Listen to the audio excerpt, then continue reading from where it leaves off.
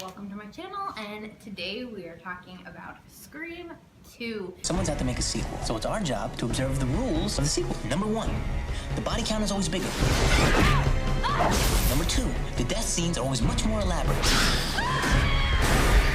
If you did not see my review for Scream 1, I will leave a link in the description to that and try to have it pop up over here or over there, wherever it is. And as well as a link to a playlist of all things Scream related to my channel. But yeah, let's go ahead and just get into Scream 2. So Scream 2 came out in December of 2097. It was just about 1 year after the original, which is really a fast turnaround time for a sequel. The first one, of course, had a lot of success, as well as the second one. So the thing was, like I talked about in my Scream review, that Scream really came out at a time where it was really needed, because you had all of these other franchises that were just popping out sequels, and Scream came in to save the day, and of course it got the sequel treatment as well. Of course I love this franchise, of course I enjoy all of the movies throughout it. But do I think that Scream 2 is a perfect sequel? Not necessarily. I love the fact that, it obviously continues to follow Sydney into her college years, which I do like the premise of that. I also like the idea behind the killers. I think that having, Mrs. Loomis, Billy's mom, come in for revenge after the death of her son is a great plot twist, I suppose. Was a great reveal. I think that she's the character that clearly was feeling guilt from abandoning her son, but instead of taking responsibility for that, she, much like her son, psychotically decided to go after the people that she feels are responsible for his death. And I love the plot of going after characters with the same names as the original victims of the Westboro murders. And obviously I enjoy the aspect of the double killer thing with Mickey again. And I love the fact that his motive is also, as Billy would put it, very 90s. He is trying to blame the movies, which is something that was happening a lot in the 90s and unfortunately still happens now, where, people blame violence of movies or video games or even music. They blame those things for real life occurrences, which, as we all know, is ridiculous. And even Miss Loomis points that out. She talks about how ridiculous Mickey's motive is, and how that would never work. And I love that little kind of call out to the ridiculousness of blaming media for people's actions. Now, with that being said, again, I love this franchise and I do love this film, but again, it is not necessarily the most perfect sequel. I do think there are some flaws within the film. One of the things that I do enjoy about the film is the fact that you do get to see a bit more of Sydney. You get to kind of know her a little bit better, see more of her personality. The only thing is, within that, there are some little moments. Obviously she spends a lot of this movie kind of trying to get Cotton to just leave her the fuck alone. She doesn't want to do interviews. She doesn't want attention. She never has. She's never wanted attention from her mother's murders to Billy and Stu to whoever's doing it now. She doesn't want that media attention that Cotton clearly does. And so there's moments within this film that kind of contradict that, I suppose you could say. The moment when her boyfriend gets up to sing in front of everybody at the school, and she is obviously kind of blushing at first, but then she seems to accept it and love that moment.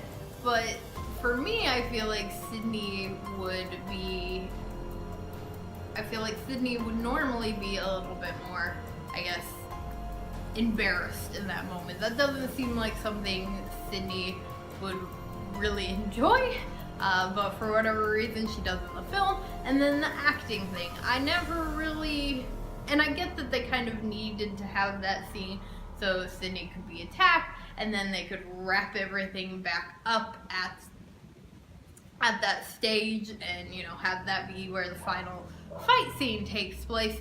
But it's just a little kind of random, I guess. Though, again, we are still getting to kind of know Sydney in the second film. The whole her wanting to be an actress thing, I just don't see, I guess. And maybe that's just a personal thing. It just seems like someone who's not that happy about getting really any attention would want to be an actress. My other kind of issue in this movie is more so with the actual stab movies. So I do love that they have the stab films. I think that movie within a movie is kind of a great concept for Scream, because the thing about Scream is that it is based in a world where horror films exist. So of course a horror film is going to be made about this true event that happens to them. But what doesn't really make sense to me is how the stab films would know about all of these kind of different moments. You know, it's funny because Randy says something in the coffee shop about the possibility of Gail being a killer. Of course, Dewey's like, no, and that's, you know, not something that's been in the films, but it is kind of like, okay, you know, how would they know every little detail of what happened throughout all of the kills? How would they even know about, you know, at one point when they're showing clips from Stab, they show a clip of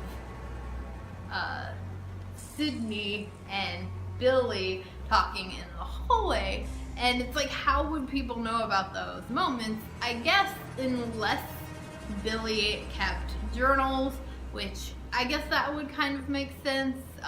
You know, if they kept information on all of that. But I just still don't really necessarily see Billy writing, I guess, about those moments. So that's a little, like, weird. Like, how would Stab know about those moments and know all of those details so perfectly? Like, it doesn't make sense that they would be able to go scene by scene and Stab from Scream 1. I would feel like a lot of the details would need to be, you know, made up in Gail's book. And that's the thing, the movies are supposed to be, the Stab films are supposed to be based off of Gail's books. So I don't see those little moments between Sydney and Billy like being in her books. It's just, the Stab films, I guess, just don't make sense, even though I do enjoy that concept. But those are kind of really my only big issues within this film. There are some other little moments that I liked. I was rewatching this last night, and some of the little things that I kind of wrote down that I wanted to mention. One thing was there is a scene where Sydney is kind of trying to tell Derek to, you know, back off, stay away from her. You know, she's trying to convince him, and I think herself, that she's saying all these things for the sake of his safety, when in reality you can tell that she doesn't really quite trust him. And in that moment he says, like, okay, Sid, and honestly the way he said it and just when he said it, it reminded me a lot of the way Billy would always talk to her, and the fact he always, you know, called her Sid, which, I mean, I guess kind of everybody does, but when it's, you know, the new boyfriend, and they're, you know, she's in this moment again trying to convince herself that she wants Derek to stay away for his sake, and then he kind of, you know, says just even the simplest thing, and she kind of like gets up and walks away from him. And I don't know if it was just me reading into it, but I definitely feel like that's something that maybe that kind of affected her too. I don't know. Again, maybe I'm just reading into more than I needed to, but that was something that I kind of noticed. And another thing within this film that it's not necessarily a good or bad thing, but it was something that I never really noticed until rewatching it last night. It's the overuse of Red Right Hand. So for those of you who don't know, Red Right Hand by Nick Cave is kind of the unofficial theme song of the Scream films. It's used in every single one at some point. In the first one, it's just in the scene where Sydney and Tatum are going to the grocery store to get like snacks for the party. But throughout the sequel, I noticed it was used several times. It's used in the opening theater scene, and then it's used multiple times again throughout, kills, not all of them, but throughout a lot of them. That song was just like overused, but I still like the song, and again, it's the unofficial theme song for Scream, so I guess it's not that big of a deal. It's just something kind of weird that I noticed this last time rewatching it. And then the last thing that I want to talk about is the kills in this movie. They are a little lackluster. You have